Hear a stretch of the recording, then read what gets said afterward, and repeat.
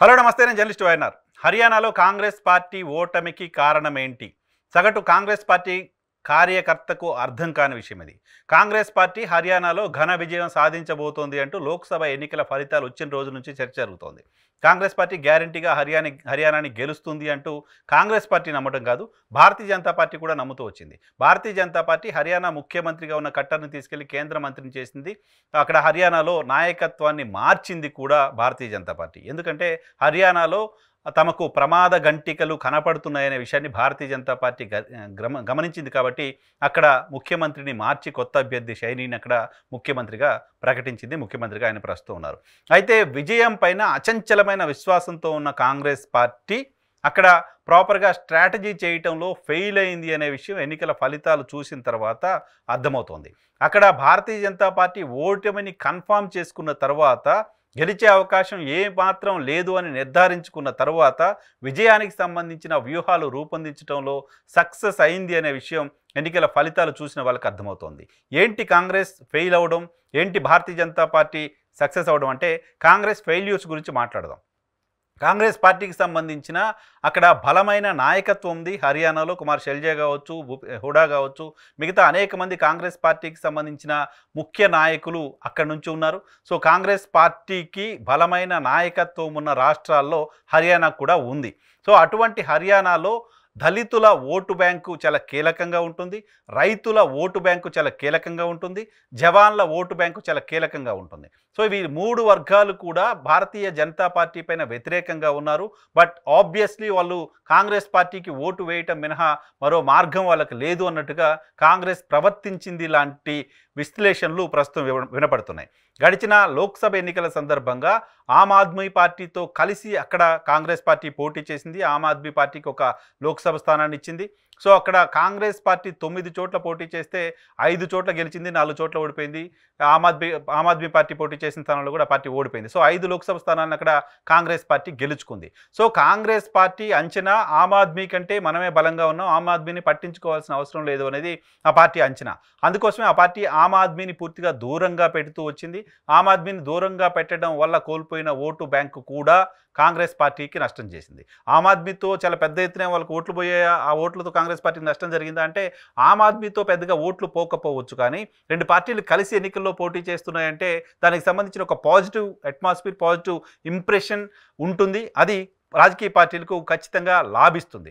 దాంతోపాటుగా ముఖ్యమంత్రి అభ్యర్థిత్వానికి సంబంధించిన చర్చ కూడా ఎన్నికల క్యాంపెయిన్లో విస్తృతంగా జరగడం చూసాం. హుడా, శైలజా, అలాగే రణదీప్ సుర్జేవాలా, వీళ్ళంతా రణదీప్ సుర్జేవాలా, శైలజా లాంటి వాళ్ళు భారతీయ జనతా పార్టీలో జాయిన్ కాబోతున్నారు, రేపు ఎల్లుండో లాంటి ప్రచారం కూడా విస్తృతంగా భారతీయ జనతా పార్టీ చేయగలిగింది. దాన్ని అడ్డుకోవడంలో కాంగ్రెస్ పార్టీ ఫెయిల్ అయింది. అలా కాకుండా దాదాపు 9 రికగ్నైజ్డ్ రాజకీయ పార్టీలు, అంటే ఎమ్మెల్యేలు, గడిచిన 10 ఏళ్లలో ఎమ్మెల్యేలను కలిగి ఉన్న రాజకీయ పార్టీలు హర్యానాలో దాదాపు 9 రాజకీయ పార్టీలు ఉన్నాయి. అటువంటి రాజకీయ పార్టీలు అన్నింటినీ కూడా తమ దగ్గరికి చేర్చుకోవడంలో కాంగ్రెస్ పార్టీ ఫెయిల్ అయింది. సో వాళ్ళందరినీ కూడా తమతో కలుపుకొని వెళ్ళే నేర్పరితనం కాంగ్రెస్ పార్టీ అక్కడ చూపించలేకపోయింది.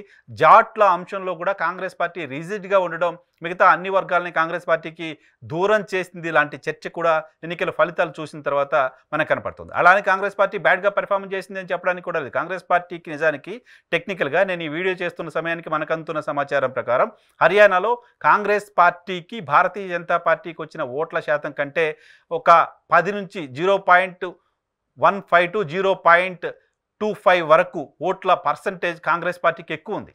సో ఎక్కువ ఓట్ల శాతాన్ని సాధించిన పార్టీగా కాంగ్రెస్ పార్టీ ప్రస్తుతానికి కనపడుతుంది. బట్ సీట్ల పరంగా చూస్తే భారతీయ జనతా పార్టీ 50 స్థానాలు గెలుచుకుంది. సో ఇక్కడ కాంగ్రెస్ పార్టీ ప్రాపర్గా స్ట్రాటజీ చేయకపోవడం అనేది కాంగ్రెస్ పార్టీ ఓటమి కారణంగా కనపడుతోంది. అతి విశ్వాసం కారణంగా, మిగతా వాళ్ళని ఎవరిని పట్టించుకునే అవసరం లేదు అనే భావన కారణంగా, పార్టీలో ఉన్న నాయకత్వాన్ని సమన్వయం చేయడంలో ఫెయిల్ అవ్వడం కారణంగా, పార్టీలో ముఖ్యమంత్రి అభ్యర్థి ఎవరు అనే దానికి సంబంధించిన కొట్లాటలను కంట్రోల్ చేయడంలో ఫెయిల్ అయిన కారణంగా కాంగ్రెస్ పార్టీకి సంబంధించిన నాయకత్వం పార్టీ టిక్కెట్ల ఎంపిక అంశానికి సంబంధించి కూడా స్థానిక నాయకత్వం దగ్గర నుంచి వచ్చిన సిఫారసుల మేరకు ఇచ్చిన టిక్కెట్లు కాకుండా అధిష్టానం వైపు నుంచి పైరవేల ద్వారా వచ్చిన వాళ్ళు ఎక్కువ మంది టిక్కెట్లు పొందారు లాంటి చర్చ, దానికి సంబంధించిన వివాదాలు, మాకు టిక్కెట్లు రాలేదనే ఆందోళనలు కూడా కాంగ్రెస్ పార్టీలో అక్కడ ఎన్నికల సందర్భంగా చూసాం. సో ఇవన్నీ కూడా కాంగ్రెస్ పార్టీకి ఇబ్బందికరమైన పరిస్థితిని కల్పించాయి. సో భారతీయ జనతా పార్టీ ఏం చేసింది? భారతీయ జనతా పార్టీ షైనీని అక్కడ భారతీయ జనతా పార్టీ ముఖ్యమంత్రి అభ్యర్థిగా తీసుకొచ్చింది. సో ఆయన సామాజిక వర్గానికి సంబంధించిన ఓట్లు కూడా అక్కడ ఎక్కువగా ఉన్నాయి. దాంతో పాటు అక్కడ రైతులలో ఆందోళన ఉన్నప్పటికీ రైతులు మోదీ సర్కారు పైన ఉన్న ఆందోళనను లోక్సభ ఎన్నికల్లో చూపించేశారు. మోదీ తీసుకొచ్చిన చట్టాలకు వ్యతిరేకంగా రైతులు ఉన్నారు కాబట్టి మోదీ తీసుకొచ్చిన చట్టాలకు వ్యతిరేకంగా 2024 లోక్సభ ఎన్నికల్లో వాళ్ళు ఓట్లేశారు. సో వాళ్ళకు భారతీయ జనతా పార్టీ పైన, మోదీ పైన కోపం పోయింది. సో ఇప్పుడు స్థానిక ప్రజలు స్థానిక ప్రభుత్వాన్ని ఎన్నుకుంటారు కాబట్టి స్థానికంగా ఉన్న నాయకత్వాన్ని చూసి ఓటేస్తారు కాబట్టి సో అది పెద్దగా మాకు ఇంపాక్ట్ చూపించదు అంటూ భారతీయ జనతా పార్టీ చెప్పగలిగింది. సో అది సక్సెస్ అయిందని చెప్పొచ్చు. సేమ్ టైం కాంగ్రెస్ పార్టీ దళితులను పట్టించుకోవట్లేదు అంటూ చాలా పెద్ద ఎత్తున భారతీయ జనతా పార్టీ ప్రచారం చేస్తూ వచ్చింది. 17 రిజర్వ్ నియోజకవర్గాలు ఉన్నాయి, 90 నియోజకవర్గాల్లో హర్యానా రాష్ట్రానికి సంబంధించి. అంతేకాదు దాదాపు 50 అసెంబ్లీ నియోజకవర్గాల్లో దళితుల ఓట్లు అక్కడ అభ్యర్థి విజయాన్ని నిర్ణయించబోతున్నాయి. సో అక్కడ 50 నియోజకవర్గాల్లో దళితుల ఓట్లే కీలకంగా ఉన్నాయి. వాళ్ళ ఓట్ల ఆధారంగానే అక్కడ పార్టీల విజయావకాశాలు ఉంటాయనేది అక్కడ ఎన్నికల సరళిని గమనిస్తున్న వాళ్ళు, అక్కడ హర్యానాకు సంబంధించిన రాజకీయాలను గమనిస్తున్న వాళ్ళు చెప్పే మాట. సో ఈ నేపథ్యంలో కుమారి షెల్జాని కాంగ్రెస్ పార్టీ తక్కువ చేస్తోంది, సో ఆమెను పట్టించుకోవట్లేదు, ఆమెకు పార్టీలో ప్రాధాన్యం ఇవ్వట్లేదు అంటూ కేంద్ర హోంమంత్రి అమిత్ షా ఎన్నికల క్యాంపెయిన్లో మాట్లాడారు. సో ఆమె రేపేళ్ళుడో కాంగ్రెస్ పార్టీని వదిలేసి భారతీయ జనతా పార్టీలో చేరిపోతుంది ఇలాంటి ఒక క్యాంపెయిన్ని భారతీయ జనతా పార్టీ అగ్రనాయకత్వం చేస్తూ వచ్చింది. దాని ద్వారా కాంగ్రెస్ పార్టీ గెలిచిన దళితులకి ప్రాధాన్యత ఉండదు అలాంటి చర్చను ప్రజల్లోకి, పర్టికులర్గా దళిత సామాజిక వర్గాల్లోకి భారతీయ జనతా పార్టీ బలంగా తీసుకెళ్లగలిగింది. దాంతోపాటు అగ్నిపథ్ కారణంగా ఆ ఏరియాలో హర్యానాలో ప్రధానంగా రైతులు అలాగే జవాన్లు ఎక్కువగా ఉంటారు. అగ్నిపథ్ కారణంగా జవాన్ల కుటుంబ సభ్యులంతా కూడా, ఆ కుటుంబాలన్నీ కూడా మాకు వ్యతిరేకంగా ఉన్నాయనే ఆలోచనతో ఉన్న భారతీయ జనతా పార్టీ 2024లో వాళ్ళంతా కూడా భారతీయ జనతా పార్టీకి వ్యతిరేకంగా ఓటేసిన వాస్తవాన్ని గ్రహించిన భారతీయ జనతా పార్టీ వాళ్ళని దగ్గరికి చేసుకోవడానికి సంబంధించిన ప్రయత్నాలను చాలా సక్సెస్ఫుల్గా చేయగలిగింది. సో రాష్ట్ర ప్రభుత్వాల స్థాయిలో, రాష్ట్ర ప్రభుత్వ ఉద్యోగాలలో సో జవాన్లకు రిజర్వేషన్లు కల్పించడం ద్వారా, సో అక్కడ వాళ్ళకి అవకాశాలను ఎక్కువగా ఇస్తామంటూ చెప్పడం ద్వారా వాళ్ళను అట్రాక్ట్ చేయగలిగింది, వాళ్ళను భారతీయ జనతా పార్టీకి ఓటు వేసేలా చేయగలిగింది Bharatiya Janata party. So స్ట్రాటజిక్గా Bharatiya Janata party ముందుకెళ్తూ వచ్చింది. 10 ఏళ్ల ప్రభుత్వ వ్యతిరేకత తరువాత కూడా మూడోసారి అక్కడ భారతీయ జనతా పార్టీ అధికారంలోకి రావడం అంటే అది ఆ పార్టీ వ్యూహాత్మకంగా సాధించిన విజయంగానే చూడాలి. సో కాంగ్రెస్ పార్టీని కనపడకుండా చావు దెబ్బ కొట్టినట్లుగానే చూడాల్సిన అవసరం ఉంది. సో కాంగ్రెస్ పార్టీ జమ్మూ కాశ్మీర్లో విజయం సాధించింది. కాంగ్రెస్ పార్టీ జమ్మూ కాశ్మీర్లో ఎలా విజయం సాధించిందంటే బయట నుంచి చూస్తున్న వాళ్ళకి రిజల్ట్లో నంబర్ చూసి కాంగ్రెస్ 50 సీట్లు 48 సీట్లు జమ్మూ కాశ్మీర్లో గెలిచింది అంటే అది కాంగ్రెస్ పార్టీ బలం కాదు. నిజానికి చాలామంది గ్రహించాల్సింది, కాంగ్రెస్ పార్టీ అక్కడ జమ్మూ కాశ్మీర్లో గెలిచిన అసెంబ్లీ స్థానాలు 6 స్థానాలు. నేను ఈ వీడియో చేస్తున్న సమయానికి మనకు అందుతున్న సమాచారం ప్రకారం కాంగ్రెస్ పార్టీ విజయం సాధించిన అసెంబ్లీ స్థానాల సంఖ్య జమ్మూ అండ్ కాశ్మీర్లో కేవలం 6 స్థానాలు మాత్రమే. 42 స్థానాల్లో కూడా నేషనల్ కాన్ఫరెన్స్ విజయం సాధించింది. ఒమర్ అబ్దుల్లా నేతృత్వంలోని నేషనల్ కాన్ఫరెన్స్ విజయం సాధించింది. సో జమ్మూ కాశ్మీర్లో మేము తక్కువ బలం కలిగిన వాళ్ళం, సో నేషనల్ కాన్ఫరెన్స్కే ఎక్కువ బలం ఉందని కాంగ్రెస్ పార్టీ గ్రహించి మెజారిటీ సీట్లను వాళ్ళకిచ్చి వాళ్ళ బలానికి తగిన సీట్లను వాళ్ళకిచ్చి తాము తక్కువ సీట్లను పోటీ చేయడం ద్వారా అక్కడ భారతీయ జనతా పార్టీని నిలువరించింది. సో అక్కడ భారతీయ జనతా పార్టీకి వ్యతిరేకంగా మేము అందరూ కలిసికట్టుగా ఉన్నామంటే ఒక ఇంప్రెషన్ ఇచ్చింది, అక్కడ రిజల్ట్ సాధించింది.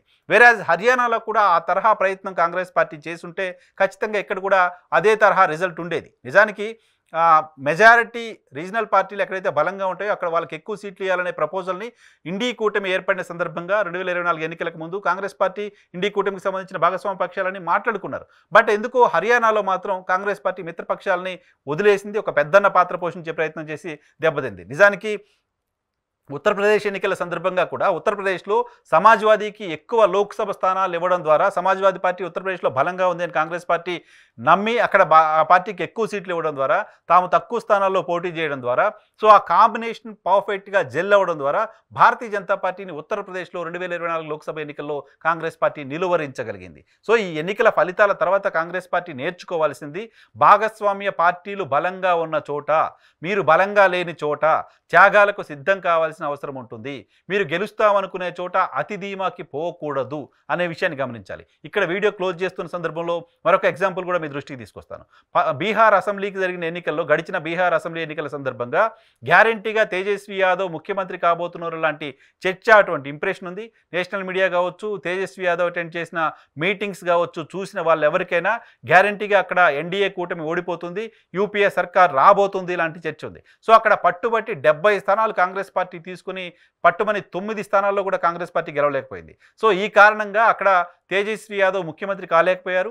ఎన్డీఏ సర్కారు మరోసారి బీహార్లో అధికారంలోకి రాగలిగింది. సో కాంగ్రెస్ పార్టీ తమకున్న బలం కంటే ఎక్కువ స్థానాలకు పోటీ చేయడం ద్వారా ఇక్కడ పరోక్షంగా ఎన్డీఏ సర్కారు ఏర్పడడానికి కారణమైంది. తాజా హర్యానా ఎన్నికల్లో కూడా కాంగ్రెస్ పార్టీ అదే ఎక్స్పీరియన్స్ని మళ్ళీ చూసినట్టుగా భావించాలి. అక్కడ ఆప్తో పాటు 1-2 చిన్న చిన్న పార్టీలను కూడా కానీ కలుపుకొని కాంగ్రెస్ పార్టీ వెళ్ళుంటే ఖచ్చితంగా ఈ రకమైన బ్యాడ్ రిజల్ట్ ఈరోజు కాంగ్రెస్ పార్టీకి వచ్చి ఉండేది కాదు.